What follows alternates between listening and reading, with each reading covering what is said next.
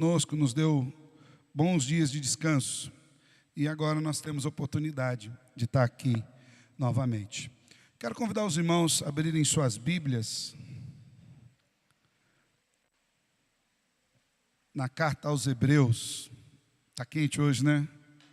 Está calor, né? Os ares estão ligados aí no máximo, mas mesmo assim está um pouco quente. É que nós estávamos com ar com um problema, ele estava ligado também, ele jogava ar quente aqui. Agora desligou, você vai notar que vai resfriar um pouquinho. É um ar antigo que estava ali, agora você vai ver que vai melhorar um pouquinho, tá?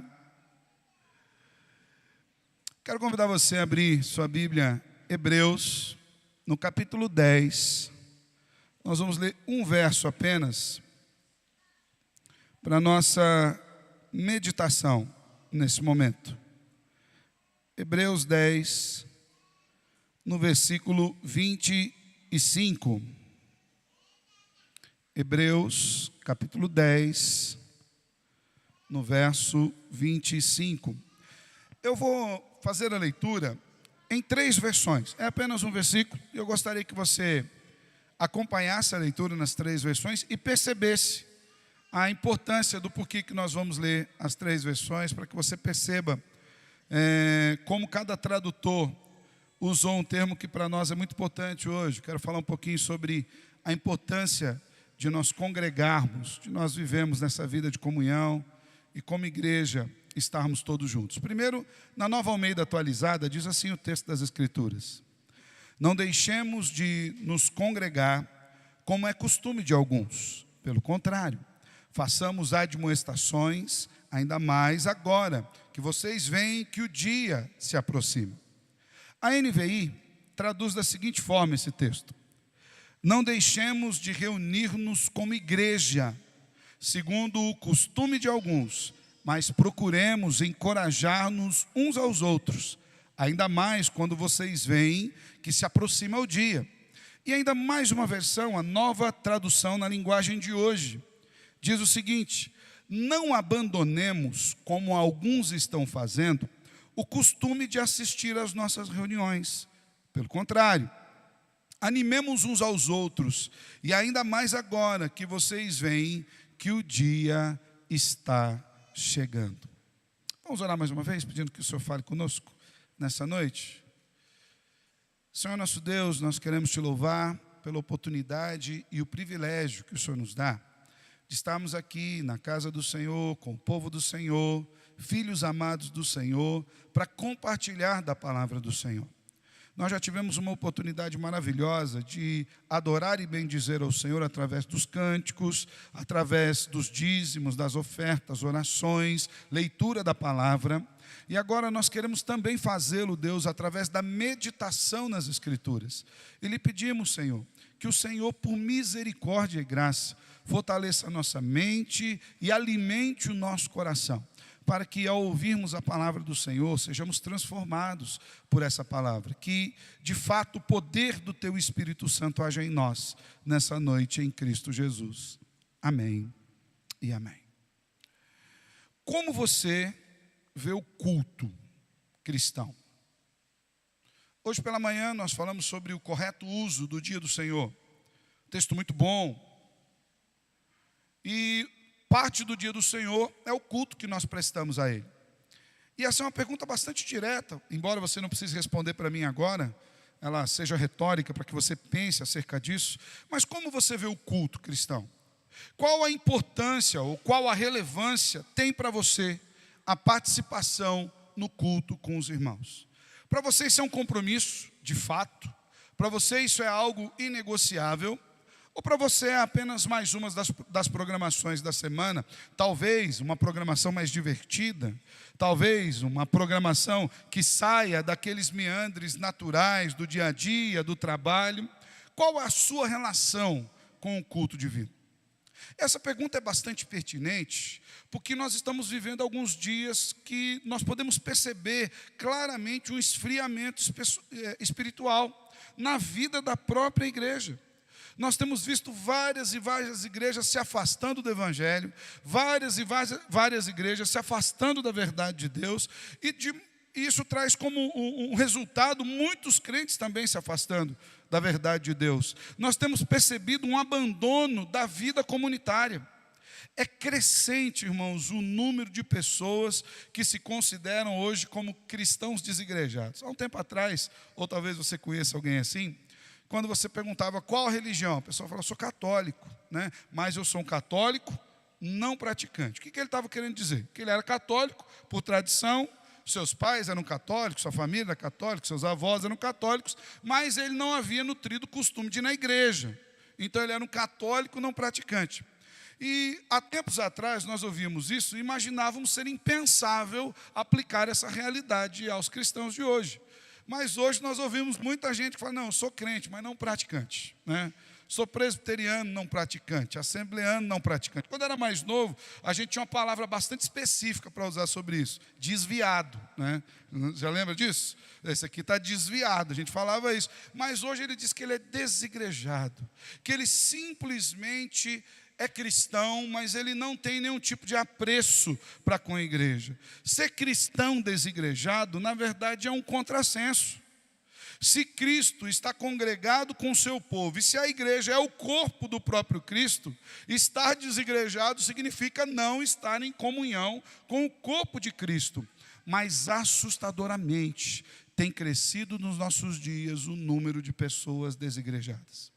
Qualquer tipo de cristianismo solitário é impensável biblicamente, em especial para o autor da carta aos Hebreus, que lamenta o fato de que, apesar de Cristo ter nos aproximado do Pai, muitas pessoas têm negligenciado a responsabilidade de buscar a Deus na sua particularidade. Voltando-nos um pouco mais para a carta aos Hebreus, para a gente entender um pouquinho do contexto e do porquê o autor escreve isso desta forma aqui no capítulo 10, a carta aos Hebreus como um todo, ela tem por objetivo mostrar a superioridade do ministério de Cristo na nova aliança, em relação ao judaísmo que era praticado no primeiro século. Jesus confrontou muito o religiosismo judaico.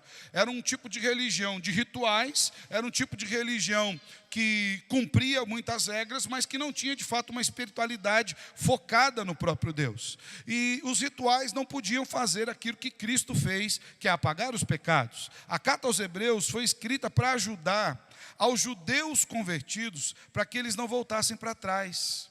A fé judaica, a prática do judaísmo. Por quê? Porque os primeiros perseguidores dos cristãos não foram o pessoal do Império Romano, foram os próprios judeus. Nós temos aí vários textos dizendo, Paulo foi expulso da sinagoga, Jesus também foi expulso da sinagoga. O primeiro mártir cristão, Estevão, é um judeu convertido e foi martirizado com autorização dos judeus, inclusive com autorização do apóstolo Paulo à época. Os judeus faziam uma dura perseguição contra os cristãos, de maneira que muitos judeus pensavam em voltar atrás. Para você ter uma ideia de como isso se dava, essa perseguição começava em casa, na família. Os familiares não aceitavam a conversão ao cristianismo. Outros eram expulsos da sinagoga, como foi Paulo, como foi o próprio Jesus. E podiam até mesmo perder os seus empregos, porque se eles trabalhassem para outro judeu, o outro judeu também o dispensava. Então, muitos que haviam abraçado a fé cristã, muitos que haviam se convertido, estavam agora sofrendo um alijamento social. Estavam sendo afastados do convívio, estavam sendo perseguidos. E exatamente por isso que o autor da carta aos Hebreus mostra a supremacia de Cristo em relação ao judaísmo, para mostrar para aqueles irmãos que se eles voltassem a praticar o judaísmo, eles estariam de fato regredindo. Então, do capítulo 1 até o capítulo 9, o autor aos Hebreus mostra como Jesus, na nova aliança, é superior a todo aquele tipo de religiosismo judaico, que Jesus é o próprio Filho de Deus, que se ofereceu a si como sacrifício e abriu um caminho direto entre nós e o Pai, por intermédio do sangue de Cristo na cruz do Calvário. Se você tiver com a sua Bíblia aberta ou quiser dar uma folhadinha nela, no capítulo anterior, no capítulo 9 de Hebreus, ali dos versículos 11 até o 28, o autor fala do sacrifício de Jesus ser um sacrifício perfeito e eficaz, ou seja, eficiente, de maneira que eles não precisavam mais sacrificar. Agora Cristo havia se oferecido de uma vez por todas por eles, de maneira que qualquer tipo de volta à religião judaica, de qualquer tipo de volta aos ritos judaicos, era extremamente limitante e, por que não dizer, inútil. Talvez a gente pense assim, pastor, mas isso não tem nada a ver conosco. Muitos de nós nos convertemos na caminhada cristã, no meio da caminhada cristã. Eu mesmo venho do catolicismo romano. Alguns daqui também vieram, não apenas do catolicismo, mas de muitas religiões. E às vezes nos é trazido a ideia de que quando nós nos convertemos, ou quando nós entramos nas igrejas, principalmente porque nós ouvimos muito um discurso triunfalista nos evangelistas de TV, então, que diga, agora você é cristão, não vai ter mais problemas, agora você não vai ficar mais doente, não vai te faltar dinheiro, ninguém vai mais brigar com você, você é um vitorioso, você é filho do rei. Tem aquele jargão que é terrível, jargão. Agora é só vitória, agora é só vitória. No caso do Vitor ainda vai, agora é só vitória, mas dos outros não. Encharcado na mente e no coração por essas percepções, muitas pessoas vêm às igrejas e, quando enfrentam as adversidades, começam a pensar, mas espera aí, o que está acontecendo? Por que eu tenho tribulações? Por que há perseguições? Começa a perder alguns amigos, não frequenta mais os mesmos lugares, enfrenta lutas, enfermidades. E não são poucos os que têm ido para o desigrejamento e até mesmo para a apostasia. Então, nesse contexto, a partir do capítulo 10, o autor da carta aos Hebreus passa a aplicar todas essas verdades que ele havia exposto até ali, demonstrando a grande preocupação que ele tinha com o afastamento de muitos, principalmente das reuniões, das congregações. Porque o clímax da carta aos Hebreus é a ousadia que nós temos para entrar no santuário de Deus em plena confiança em Cristo Jesus, no versículo 19. E ele afirma que esse sacrifício de Jesus, que é único e eterno, nos dá acesso ao Pai, mas nós desfrutamos dele diariamente e aperfeiçoamos isso na nossa vida através do conhecimento das Escrituras na vida comunitária. O acesso à presença do Pai nos traz uma responsabilidade com um peso de mandamento, que é o mandamento de nos congregar, ou seja, de nos reunir como igreja para prestar culto a Deus. E muitos irmãos daquele tempo e também dos nossos dias têm deixado de praticar essa determinação e, como consequência, têm enfraquecido na fé. Então, por isso é muito importante nós meditarmos nessa palavra hoje. Não deixemos de nos congregar. Mas o que é congregar?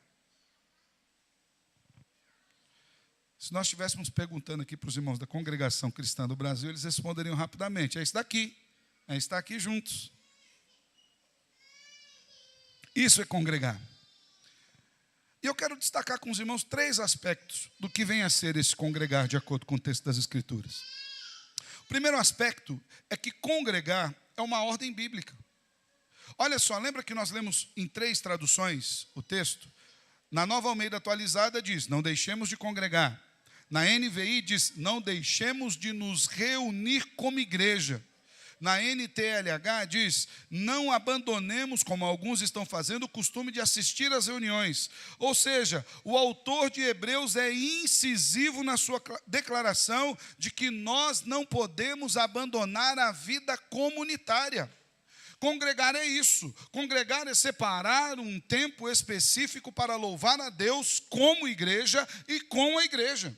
É ter um tempo dedicado na nossa agenda, no dia do Senhor, para nos reunirmos com o povo no Senhor, no lugar que nós chamamos de casa do Senhor, embora saibamos que isso aqui não é necessariamente um templo, mas é um lugar que nós construímos especificamente com o propósito de nos reunirmos para louvar e bendizer ao Senhor. Então, embora o templo em si não seja santo, o ajuntamento que aqui se faz é santo. Congregar é isso. O termo original para congregar tem o significado de reunião, de uma assembleia religiosa, de um ajuntamento de cristãos. A preservação fiel dessa comunhão pode desenvolver-se somente na adoração coletiva, e ela é um dos meios de fortalecimento espiritual entre os irmãos. Então, congregar é se reunir para fazer o que a gente está fazendo: cantar louvores, ler a Bíblia, orar, Cumprimentar os irmãos, eu sei que muita gente não gosta daquele cumprimento, seu irmão que está do lado. Eu gosto. Eu acho maravilhoso. Sabe por que eu acho maravilhoso? Eu já ouvi algumas pessoas dizendo assim, pastor, quando o pastor pede para ficar cumprimentando, olha para o seu irmão e fala isso, olha para o seu irmão e fala aquilo, é porque ele não tem o que dizer. Não é necessariamente assim. Eu acho que é até um preconceito quando a gente diz isso. Nós colocamos todo mundo num patamar ali, ou numa panela, num lugar comum, e dizemos, não, se a pessoa pediu para você olhar para o lado e falar alguma coisa, é porque ela não tem nada a te dizer. Eu gosto disso, porque eu já ouvi testemunhos de irmãos, que o único cumprimento sincero que ele recebeu naquela semana foi no culto. Que o único abraço amoroso que ele recebeu foi no culto. Que o único aconchego que ele recebeu, as únicas palavras amorosas que ele recebeu foi no culto. Então isso é um momento especial onde nós devemos desenvolver e incentivar esse relacionamento santo entre os irmãos. Entre aqueles que o autor de Hebreus endereçou a sua carta, a quem ele estava escrevendo no primeiro momento, alguns haviam abandonado o hábito do quê? De se congregar. Por vários motivos. Há vários argumentos, porém nenhum deles é válido diante da responsabilidade que nós temos como congregação. E é isso que o autor de Hebreus fala exatamente nos primeiros capítulos. É como se ele estivesse dizendo assim, vocês não têm argumento para não vir à igreja. Olha o que Cristo fez por vocês. Vocês não têm argumento para não se reunirem em nome de Jesus. Jesus entregou a vida para vocês. Ele é excelso, Ele é supremo. A vida dele é a maior de todas aquelas que aqui estiveram. Jesus é o próprio Deus encarnado que se ofereceu em sacrifício por nós. É possível que nos nossos dias alguém ainda pense que dá para ser cristão sem o hábito de congregar. Mas isso é um grande erro, irmãos. Naquele tempo tinha alguns motivos, e hoje também tem alguns motivos. Já parou para pensar sobre quais motivos que as pessoas têm deixado de congregar? Alguns não congregam por medo, temor. Naquele tempo era assim, medo de perder o emprego, medo de perder a família. Muitos deixaram de congregar. Outros por se envergonharem de mostrar sua lealdade a Cristo, podendo ser vistos ingressando numa igreja. Já teve esse medo? Quando eu era mais jovem, eu me converti aos 12 anos. Eu me converti na IPI de Astorga. E eu lembro que à época, eu ganhei uma Bíblia muito grande de uma prima querida, eu tenho essa Bíblia até hoje. Uma Bíblia bastante grande, com adesivo, Juventude Cristã, era bem grande. Mas para que eu fosse à igreja, principalmente na escola dominical, eu passava num lugar ali onde tinha muitas pessoas conhecidas, eles vinham com a Bíblia debaixo do braço e eu tinha vergonha. E eu lembro que à época a moda era comprar Bíblias pequenininhas. Eu lembro que à época a moda era comprar Bíblias bem pequenas. Se a Bíblia é uma espada, que eu tinha era um canivete, desse tamanho assim, bem piquitiquico, né? Por quê? Porque eu queria esconder essas Bíblias, né? E escondendo essa Bíblia, era como se eu me protegesse das pessoas descobrirem que eu era o quê? Crente. Mas eu ia na igreja, mesmo assim. Tem muita gente que tem abandonado por conta disso. Pode ser que muitos vivam e trabalhem no meio de pessoas que riem do fato da fé cristã. Isso pode atrapalhar a vida cristã. Isso faz com que muitos abandonem. Pode ser que alguns tenham amigos que não estão acostumados com a vida cristã e resolvam abandonar a vida cristã. Uns não gostam do sermão, acham o sermão chato, comprido ou pobre. Acham o culto tedioso. Pastor, é muito tempo que a gente passa reunido. 2 horas, pastor, quando muito. Acham aquilo tedioso e não querem se reunir. Há aqueles que param de congregar por alguma chateação com algum irmão. Tem uma frase que eu gosto demais, e ela é dura, mas é verdadeira, que as pessoas que saem da igreja por causa de outras pessoas nunca estiveram lá por causa de Cristo. Porque quando alguém pisa no seu carro, você sai da igreja, ora, se a sua causa é Cristo, se quem te converteu é Cristo, você entende que o teu irmão está no mesmo caminho, no mesmo processo com você. Então tem muitas pessoas que param de congregar por conta de alguma chateação. Há ainda aqueles que têm críticas severas às igrejas, mesmo não conhecendo toda a igreja. O cara frequentou 1, 2, 3 igrejas e ele tira por geral. Já vi muita gente dizer, pastor, igreja é um clube social, meio seleto. Só gente meio top que vai lá. E não é isso, é a verdade. Já vi outros fazendo acusação, pastor, mas igreja é um lugar repleto. Repleto é duro, né? É difícil, é difícil. Talvez a pessoa queira parar de congregar por causa disso. Para não, eu sei falar certo, é que eu errei mesmo. Tá? Repleto de hipócritas. Seja bem-vindo. Tem lugar para mais hipócritas. Por hipocrisia, eu entendo aqui aquelas pessoas que não conseguem expor tudo aquilo que está no seu coração na igreja, mas que são nutridas aqui pela palavra do Evangelho. Tem aqueles que não congregam por pura vaidade. Talvez creiam sinceramente que eles não necessitam da igreja, ou que intelectualmente eles estão em um nível superior ao nível da igreja. A gente viu crescer muito disso na pandemia. Quando imaginaram que todo crente era acéfalo, era terraplanista, que todo crente não tinha estudo, que todo crente era negacionista, e qualquer coisa que a igreja falasse, era como se um crente tivesse passado por uma lavagem cerebral. Isso é esnobismo social, e esse é um mal espiritual, que faz mal para a alma. Agora, não importa qual seja a causa, qual seja o argumento que a pessoa use para não congregar. Fato é que nenhum argumento é de fato profundo para nos afastar de Cristo. Não há ninguém que possa viver a vida cristã autêntica negligenciando a sua participação na igreja. E vou dizer mais, caso alguém perceba as falhas da igreja, e há muitos, viu, irmãos? Há muitos. Eu acho que talvez uma faixa que a gente podia colocar ali em toda igreja, na porta assim, é assim: estamos em obras eternas, até o Salvador voltar. Porque a igreja é tal qual um hospital. Todos nós aqui temos uma doença. Todos nós aqui temos as nossas dificuldades. Todos nós aqui temos os nossos pecados. Todos nós aqui temos as nossas fraquezas. Todos nós aqui cometemos os nossos deslizes. Todos nós aqui temos um coração rebelde. Uns mais, outros menos, mas os temos. Mas quando você está doente, você deixa de ir no hospital porque tem mais doente lá? Você fala, eu só entro aí se não tiver nenhum doente.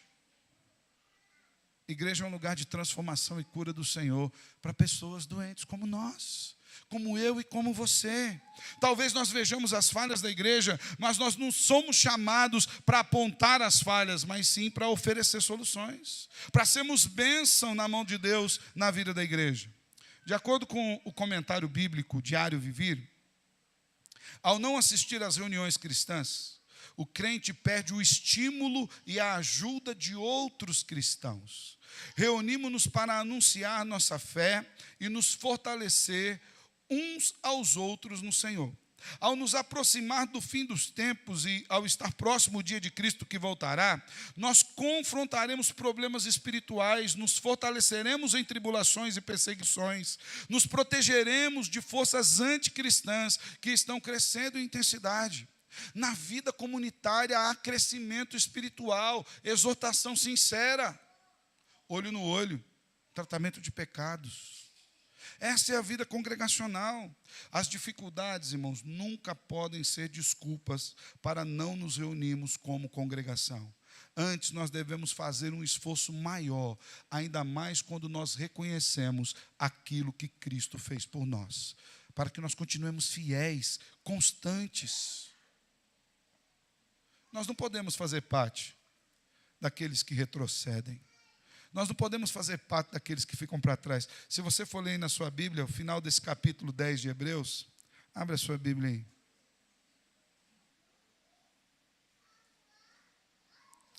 Olha os últimos versículos desse capítulo, o que ele diz? 37, diz assim: porque ainda dentro de pouco tempo, aquele que vem virá e não demorará. Mas o meu justo viverá pela fé. E se retroceder, dele a minha alma não se agradará. Olha a declaração forte que o autor de Hebreus faz no versículo 39. Nós, porém, não somos dos que retrocedem para a perdição, mas somos da fé para a preservação da alma. É no mesmo capítulo.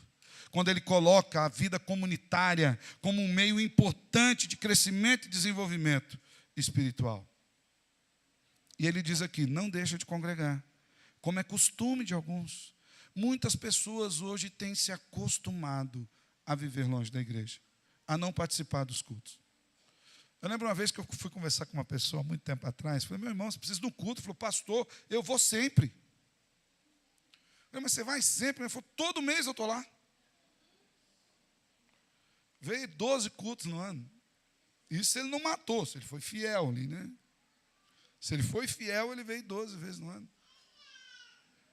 Irmãos, é algo bastante sério quando nós percebemos que se nós não alimentarmos a nossa alma com a palavra do Evangelho, nós também vamos mirrar. Nós também vamos nos enfraquecer. Por que muitos param de frequentar? Motivados por uma falsa piedade? Supondo que a adoração solitária é muito melhor do que a comunitária? Não vem por conta de presunção religiosa? A falsa ideia de que a adoração coletiva é coisa do passado. Já ouvi gente falando também, pastor, negócio de ir na igreja para velho. Não, estou vendo todo mundo jovem aqui. Não sai de moda. Ou será que é um real declínio do fervor espiritual que tem resultado na indiferença crescente dos corações? Independente do motivo, a negligência no que se diz respeito à frequência nas reuniões pode ser fatal para a nossa própria alma. Então, congregar, em primeiro lugar, é uma ordem bíblica. Nós precisamos congregar. E ela é uma ordem positiva dada de uma forma negativa. Ele diz, não deixa de fazer isso. Não deixe de congregar. Se porventura, irmãos, presta atenção no que eu estou dizendo aqui. Se porventura, você se pegar na sua casa, no domingo à noite, sem vir ao culto, eu vou falar algo que você pode escandalizar, você pode ficar bravo comigo, depois você pode me ligar, a gente conversa lá no escritório, a gente ora, a gente troca, abre o coração entre nós aqui, oramos junto ao Senhor. Mas se você faz isso, você está em pecado. Você está desobedecendo uma ordem bíblica direta. Não deixe de congregar, como é costume de algumas pessoas. Nós somos chamados à vida comunitária. Quando nós nos convertemos em Cristo Jesus, nós fomos arrolados ao corpo de Cristo e fazemos parte desse corpo. Segunda verdade sobre congregar é que congregar é mais do que meramente assistir, porque também tem gente que fala assim, bom, vou resolver o problema, pastor, vou para o culto. Chega aqui, aperta o botão mute, o que está acontecendo, irmão? Pode acontecer qualquer coisa. Ele não vê nada. De vez em quando ele dá aquela batida de olho no relógio para conferir se está dentro do tempo e vai embora. Se você pegar ele na porta e perguntar o que a gente cantou, ele falou as músicas. Que texto foi lido? A Bíblia. E o pastor, o que ele falou? Falou contra o pecado. Alguma coisa contra o pecado. Mas ele não tem a mínima noção. Por quê? Porque ele esteve aqui apenas na sua presença. Ele veio ao lugar, mas ele de fato não praticou aquilo que o texto chama de congregar. O congregar é um ato prático. Congregar é algo que ele envolve a nossa vida. Perceba que a participação do culto ela é ativa e coletiva. No versículo 25, parte do meio, diz assim, façamos admoestações. Na NVI fala, procuremos encorajar-nos uns aos outros, animemos uns aos outros. Aqui é o lugar de nos animarmos, de nos encorajarmos na palavra, de nos cumprimentarmos, de orarmos uns pelos outros. Aqui é o lugar de cantarmos. Quando alguém está ministrando canções aqui, fala assim, irmãos, vamos cantar ao Senhor, tem que cantar. Eu lembro que algum tempo atrás eu exortei alguns jovens que ficavam sentados no banco na hora do cântico. Falei, irmão, fica em casa. Falou, não, mas eu não sinto de levantar, então fica em casa. Não, que você está pecando, está me levando a pecar também. A não ser que você tenha uma doença, algum problema sério, que você não possa cantar, se manifestar ao Senhor, você precisa fazer. Você está no momento comunitário para aquilo. E esse é o momento comunitário, não é o momento para fazer as minhas vontades. O dirigente falou, irmãos, vamos ler o texto. Hoje de manhã lemos o Salmo 147, maravilhoso. Acho lindo a leitura do texto completa, vamos ler todo. Se o irmão fizer assim, nossa, ler todo o texto, vou falar para o César ler o 119 um dia. Nós passamos com a Bíblia lendo o texto aqui. Às vezes a gente não nota, a pregação é muito importante. A pregação é a explicação da palavra de Deus. Mas a leitura da palavra em si tem poder. Porque o poder não está na capacidade do pastor em explicar, mas está no Espírito Santo de Deus agir e revelar a verdade do seu coração. Isso exime o pastor de estudar? De maneira alguma. Ele foi habilitado para isso. Mas se ele confiar no seu estudo, ele está de todo perdido, irmãos. A palavra de Deus lida tem o poder do próprio Deus. Ela tem poder para salvar e quebrantar corações. Então, se o dirigente falar, vamos ler a Bíblia, o que você faz? Abre sua Bíblia ou lê no telão, aonde você quiser, e leia a Bíblia. Vamos orar, vamos orar, vamos cantar, vamos clamar. Porque congregar é muito mais do que sair de casa e vir num outro lugar para ficar sentado e desligado com a cabeça em casa do mesmo jeito. A gente precisa entender isso. E se você for perceber, no versículo 24, o autor de Hebreus diz assim, cuidemos também de nos animar uns aos outros no amor e na prática das boas obras. Congregar é também incentivar o irmão a amar mais, a praticar aquilo que o Senhor diz para nós. E essa vida comunitária é importante. Eu gosto muito de um escritor chinês, o Atman Nee. Eu só não recomendo todos os livros dele, porque teve uma editora aí que pegou alguns livros e colocou o nome dele, mas tem umas heresias no livro, não foi ele que escreveu. São coisas bem depois, né? A editora Árvore da Vida, ela desvirtuou alguns livros. Mas os livros escritos pelo Atman Nee tem muita coisa boa. Dentre esses livros, um deles se chama O Mistério do Corpo. E ele faz uma afirmação fantástica acerca da comunhão cristã. Ele afirma que todas as bênçãos de Deus em Cristo Jesus são derramadas sobre nós única e exclusivamente por meio do corpo. Ou seja, nós não somos abençoados porque somos indivíduos cristãos, mas porque somos parte do corpo de Cristo. Deus abençoou toda a igreja, e como nós fazemos parte da igreja, essas bênçãos chegam até nós. Nós precisamos entender, irmãos, que essa vida comunitária é uma vida onde nós participamos desse processo e abençoamos outros irmãos. Culto é um ambiente de crescimento e fortalecimento espiritual em comunidade. E como os crentes se fortalecem? O texto já diz, se encorajando. Como? Pela palavra, pelo Evangelho. Colossenses 3,16 diz, habite ricamente em vós a palavra de Cristo, instruí-vos e aconselhai-vos mutuamente, em toda a sabedoria. Muitas vezes as pessoas não gostam de viver na igreja porque ele não quer ninguém dando pitaco na vida dele. Ele não quer ninguém o visitando, ele não quer ninguém sabendo dos seus pecados, ele não quer ninguém o exortando, ele não quer ninguém falando, meu irmão, você está errado, você precisa mudar o caminho em nome de Jesus.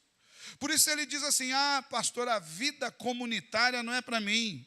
Mas a vida comunitária é um lugar de encorajamento, sim. Também é um lugar de se animar. Como que nós nos animamos? Pela santa comunhão dos santos, irmãos. O salmista no Salmo 16, verso 3, ele diz assim, quanto aos santos que há na terra, meu prazer está neles. Deixa eu falar um negócio para você. Seu prazer tinha que estar nesses irmãos aqui. Olha para o lado aí. Olha para o seu irmão que está do seu lado. Olha para o seu irmão que está do outro lado. Coisa linda, irmãos. Isso aqui é um adiantamento. Presta atenção no que eu vou te dizer. Isso aqui é um adiantamento do céu. Isso aqui é um lugar santo do Senhor. Esses irmãos que estão do nosso lado têm que ser o nosso prazer. É um prazer estar com você aqui cantando ao Senhor. É um prazer estar com você aqui louvando ao Senhor. É um prazer estar com você aqui na congregação dos santos. E como mais? Então, olha só, pelo encorajamento, pelo ânimo e incentivando-nos mutuamente a prática do amor e das boas obras, através do testemunho cristão, através do compartilhar, através da vida diária. Assembleia e comunhão são duas evidências de uma fé viva. São duas evidências de uma fé viva. Quando o zelo descai e a fé vacila, o desejo de manter comunhão com os outros crentes também enfraquece. Você não vai encontrar um crente feliz que não vai na igreja.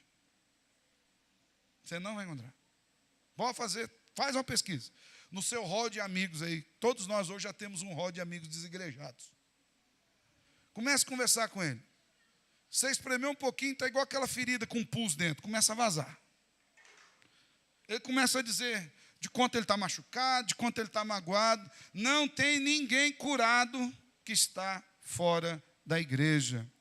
E ele sofre um grande perigo, que é o perigo da apostasia. E a apostasia está escondida na falha dos crentes em se reunirem e se ajuntarem mutuamente para a glória de Cristo no culto. O estímulo ali do versículo 24 que nós lemos, só é possível através de uma vida de congregação. Como é que você vai viver uns aos outros se você não vai para lugar nenhum? Esse uns aos outros requer que nós estejamos juntos. Não tem uns aos outros se não tiver os outros, só tiver os uns. Então, aquilo que nos diz o versículo 24, cuidemos também de nos animar uns aos outros no amor e na prática das boas obras, só é possível na vida comunitária. Quando os cristãos se reúnem, eles se exortam mutuamente ao serviço frutífero e à comunhão ininterrupta. Isso se dá pela participação ativa de cada irmão na celebração do Senhor. Aquilo que nós falamos aqui. Hora que é para ler, o que a gente vai fazer? Ler. Hora que é para orar, vamos orar. Hora que é para cantar, vamos cantar. Hora que é para prestar atenção, vamos prestar atenção. Hora que é para contribuir, vamos contribuir. Quando ele diz aqui fazer exortações ou admoestações uns aos outros, esse termo tem alguns sinônimos, como convidar a vir, chamar, invocar, persuadir, rogar, implorar, encorajar, consolar. É um ministério maravilhoso, irmãos, fruto da multiforme graça de Deus que nós temos na vida congregacional. Nós não somos chamados para vir na igreja nem só para sentar no banco e nem só para criticar, ou melhor, nada para criticar. Raramente somos chamados a repreender um ao outro, mas sempre somos chamados a nos encorajarmos em amor. Nós temos o dever cristão de nos animarmos mutuamente. Muitas vezes com a palavra de elogio, de agradecimento, de avaliação, de estímulo. Eu vou dizer para você, às vezes uma palavra boa, um bom dia bem dado, às vezes um sorriso, um abraço, um aperto de mão com vontade. Às vezes 2 ou 3 minutos que você investe, eu ia falar perde, mas não é perde, que você investe em conversar com o irmão na porta da igreja, ou na chegada, ou na saída, pode fazer com que esse irmão não desabe. Porque não são poucas as vezes que você saiu da sua casa e veio para o culto, mas você queria estar num buraco fechado, ou num quarto blindado, soltado. Nós somos chamados a nos animarmos em amor. Bem-aventurado é o homem que age de tal maneira. Então, 2 verdades nós já vimos. A primeira delas é que congregar é uma ordenança bíblica. A segunda é que congregar é mais do que meramente assistir. É envolvimento prático, uns para com os outros. E para a gente terminar, eu quero dizer que congregar é uma necessidade do povo de Deus para reavivar a esperança. Olha o que nos diz o texto, a parte final. Versículo 25. Ainda mais agora que vocês veem que o dia se aproxima. Então, olha, não deixa de congregar, faz a admoestação, anima o povo, ainda mais quando vocês veem que o dia se aproxima. O autor de Hebreus tinha uma certeza muito bem clara no seu coração. Era a certeza de que Jesus estava às portas para voltar. O dia do Senhor estava próximo. Esse termo aqui, o dia, é uma referência clara e direta à volta de Cristo na sua glória. Isso é fundamental para a vida cristã. Às vezes nós pregamos tantas coisas, e elas todas são importantes, mas nós deixamos de falar de uma das coisas que é mais importante, que é a volta de Cristo. E Ele vai voltar. Lemos aqui também no texto de Hebreus, lá no versículo 37, que ele fala, gente, tenha certeza que muito em breve, aquele que há de vir, virá, e ele não vai demorar. A congregação, irmãos, é o lugar onde nós devemos nos lembrar dessa verdade. Mais do que isso, nós devemos fortalecer a nossa esperança nessa verdade. quando o autor de Hebreus diz assim, ainda mais quando vocês veem que o dia se aproxima, é como se ele estivesse dizendo mais ou menos isso, tentando parafraseá-lo aqui. É como se ele estivesse dizendo, irmãos, lembrem-se que Jesus está voltando. Logo nós estaremos reunidos com Ele na glória. Sabe essas perseguições que vocês têm aqui? Vai acabar. Sabe essas lutas que vocês estão enfrentando? Vai acabar. Por isso, irmãos, mantenhamos-nos firmes no Evangelho, não vacilemos, nos reanimemos, porque logo nós estaremos com Cristo. Quando ele fala esse aspecto, o dia se aproxima, ele está lembrando a cada um de nós que Jesus está às portas. E a volta de Cristo, irmãos, é algo maravilhoso. É o fim do pecado. É o fim das dores, é o fim das aflições, é o fim das tentações, é o fim das tristezas, é o fim das doenças, é o fim da morte, é o fim das perseguições. Então, quando ele aponta para o dia de Cristo, ele não está simplesmente fazendo uma menção qualquer de um dia específico, ou de um dia de festa, ou de um dia de celebração. Ele está dizendo para aqueles irmãos que a esperança deles deveria estar calcada, fundamentada nesse pilar, que é a volta de Cristo Jesus. A igreja primitiva vivia nessa expectativa da chegada do grande dia, a segunda vinda de Cristo. E essa também deve ser a nossa maior esperança, e por isso também deve ser a nossa maior motivação. Quando nós vimos irmãos aí caindo pelos cantos, desigrejados, se afastando, devemos lembrá-los que a nossa esperança será cumprida. Jesus vai voltar. Devemos nos animar nessa verdade, nos reanimar. E a urgência dessa exortação também nos mostra a responsabilidade que nós temos de admoestarmos nossos irmãos contra a rebeldia e a apostasia. Por quê? Porque Cristo está às portas. Então, 3 verdades nós vimos aqui acerca do que é congregar.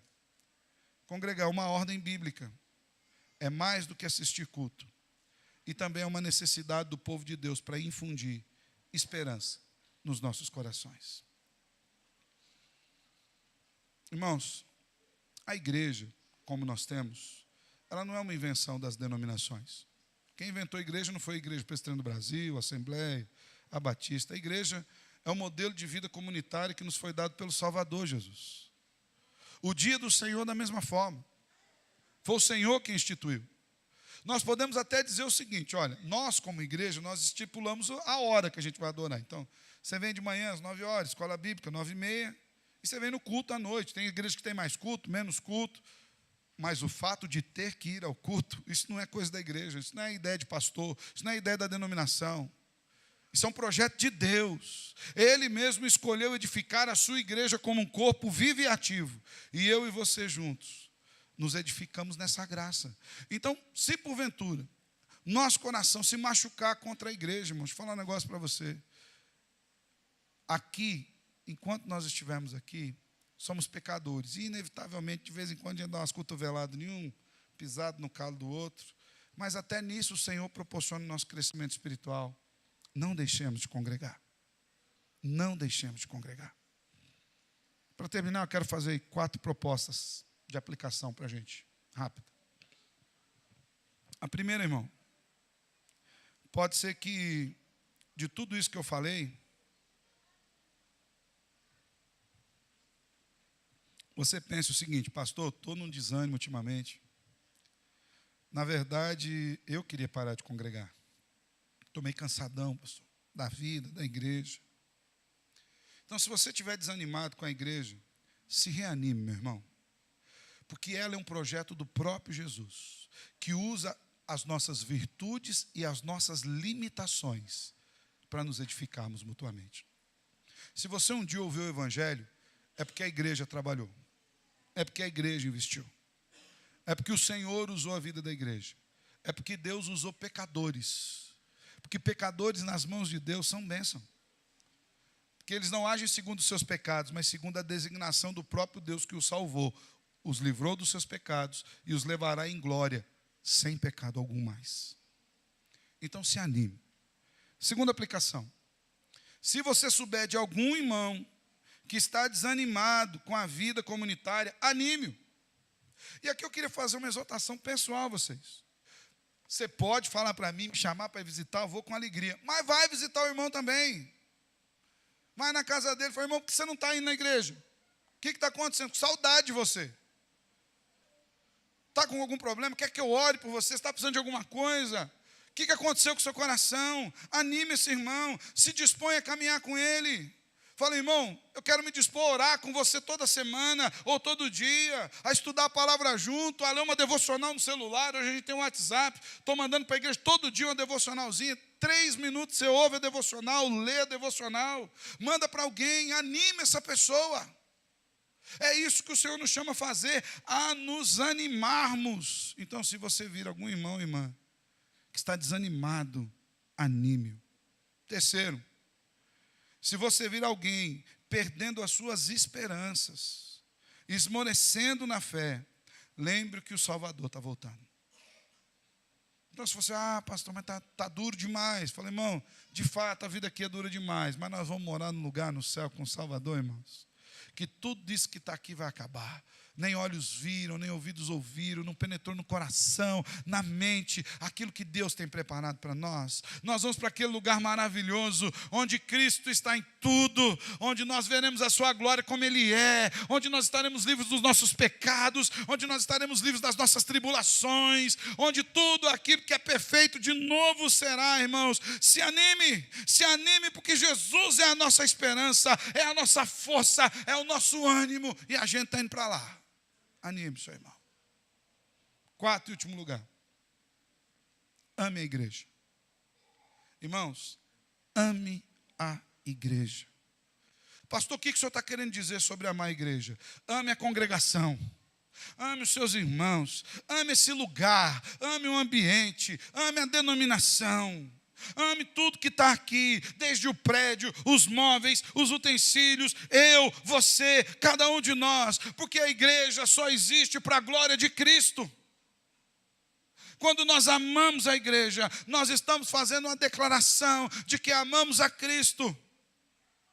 Eu não estou pedindo para você idolatrar nada aqui. Ame. Para que isso chegasse aqui, do jeito que está, muito irmão dobrou o joelho, muito irmão chorou, muito irmão investiu, muito irmão fez oferta. Para que cada tijolo tivesse no lugar, para que cada mão de tinta fosse dada, cada lâmpada tivesse pendurado aí. Irmãos amados, que amam ao Senhor, investiram.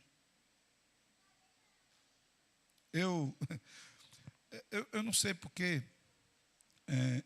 bom, eu sou filho de pedreiro porque Deus quis que fosse filho de pedreiro, né? Mas eu não sei porque onde eu vou trabalhando com igreja eu sempre mexo com reforma, irmão. E não é por querer, não é por querer. Desde a minha primeira igreja, congregação, era seminarista, já reformamos tudo lá, na verdade construímos um templo novo lá. Depois Porecatu também reformamos, e aqui pela graça de Deus, nós só estamos querendo acabar a reforma, né?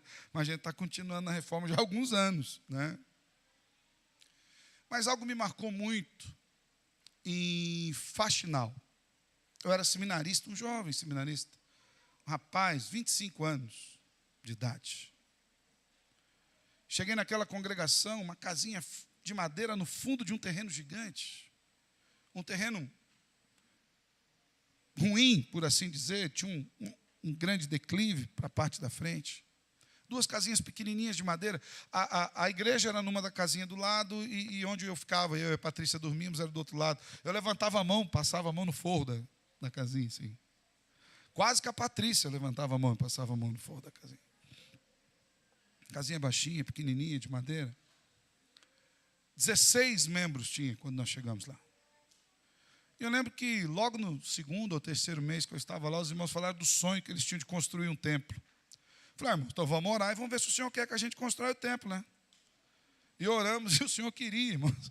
Arrumamos engenheiro, fizemos projeto, arrumamos dinheiro e com 2 anos, nós levantamos o templo, deixamos tudo em pé, pago, e tinha 64 membros ao final de 2 anos. Mas algo marcou meu coração, porque num dia, quando nós falamos que ia construir a igreja, é claro que foi uma palavra de exortação, irmão, ninguém constrói a igreja sem dinheiro também. Vocês não acham que o senhor que vai fazer chover cimento, chover concreto, chover tijolo, que ele nem faça isso, não mata todo mundo. Mas nós precisamos que os irmãos que, né, tinha alguns irmãos que tinham sítio, essas coisas, precisa ser fiel no dízimo, na oferta, tal. E uma irmã muito querida, tinha três jovens, hoje são um homem, uma menina e 2 meninos. E ela tinha uma vida bastante sofrida, dentro das suas particularidades. Ela veio falar comigo: pastor, meu sonho é ver essa igreja. Eu era seminarista. Você entrou para a vida ministerial, você já vira pastor, né? Pastor, meu sonho é ver essa igreja. Você não tem ideia de como eu sonho ver essa igreja, mas eu não tenho nada para ofertar. Eu não tenho nada. Eu falei: minha irmã, fique tranquila. Deus a abençoe. Ore pela igreja. Aí ela orou aquela semana, eu cheguei no outro final de semana, ela falou: pastor, eu orei e Deus mandou dar uma oferta. Eu fiquei preocupado, porque ela tinha acabado de dizer na semana anterior que ela não tinha nada para ofertar. E qual era a oferta, irmãos? Ela tinha um pouco de mandioca em casa, um pouquinho de farinha, tinha um pouquinho lá de carne, eu acho que era até frango. E ela fez 10 coxinhas para vender. E ela colocou os 3 filhos na rua, os 3 venderam as 10 coxinhas, ela trouxe aquela oferta, com o olho brilhando de alegria. Eu lembro que quando a gente recebeu aquela oferta, e depois quando futuramente eu tive a oportunidade de ir lá na consagração daquele templo, eu lembrei, falei: irmãos, é tudo do Senhor. Então foi o Senhor que fez tudo isso. Mas aqui nessas paredes tem 10 coxinhas de uma irmã que só tinha isso para doar. E ela fez isso com o maior prazer do mundo. Ame tudo que está aqui. Tudo, esses bancos, eu nem sei de onde veio esses bancos. Pela história que eu sei, esses bancos já vieram, tem mais de 30 anos aqui. Tanto que quando alguns comentaram em trocar por cadeira, teve gente que: não, cadeira não. Vamos reformar os bancos. Ame tudo. Sabe por quê? O Senhor usou cada pessoa na história dessa igreja. Gente que a gente conhece e gente que a gente não conhece. Há poucos anos atrás, o Senhor recolheu 2 irmãs amadas, bem antigas aqui da igreja. Tia Fica, tia Antônia, que estavam aqui desde o começo. Esses dias eu fui no aniversário de 100 anos da dona Maria Gabriel, que está aqui desde o começo. Ela vinha aqui, disse que aqui era café. Da casa dela aqui, ela vinha numa picada no meio de café. Dona Dalva está aqui também há um tempão. Irmãos, tem muita gente que orou, que chorou, que investiu para que eu e você estivéssemos aqui hoje. Ame isso daqui. E não deixa de congregar. Porque quando nós fazemos isso, nós estamos glorificando ao nosso Deus. É para Ele que a gente faz tudo. Cada pessoa que fez qualquer coisa, fez para Ele. Que nós também tenhamos essa disposição. Então, como diz o autor de Hebreus, não deixemos de congregar-nos, como é costume de alguns. Pelo contrário, façamos admoestações, ainda mais agora que vocês veem que o dia se aproxima. Amém? Que o Senhor nos ajude a nos mantermos firmes no seu evangelho até a sua volta, onde nós subiremos com Ele e reinaremos na eternidade para todo sempre. Glória a Deus. Feche seus olhos.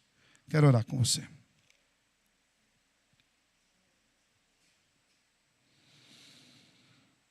Senhor Deus, nós te louvamos pela vida da igreja.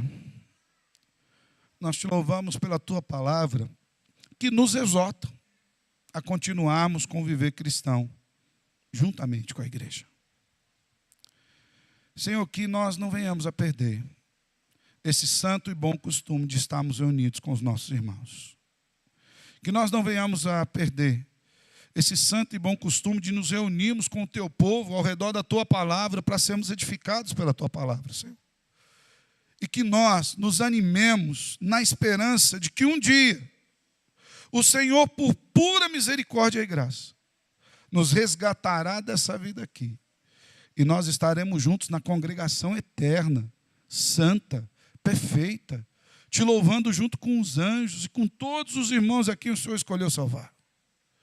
Olhando para o Senhor face a face, reconhecendo o Senhor como o Senhor é, assentados na tua mesa, como nos diz o Salmo 23. Mas que nós, Senhor, enquanto o Senhor nos permitir a vida e estivemos aqui. Amemos a tua casa, a tua congregação, o teu povo, a tua igreja, e não nos afastemos daqui por causa alguma. É assim que nós oramos em nome de Jesus.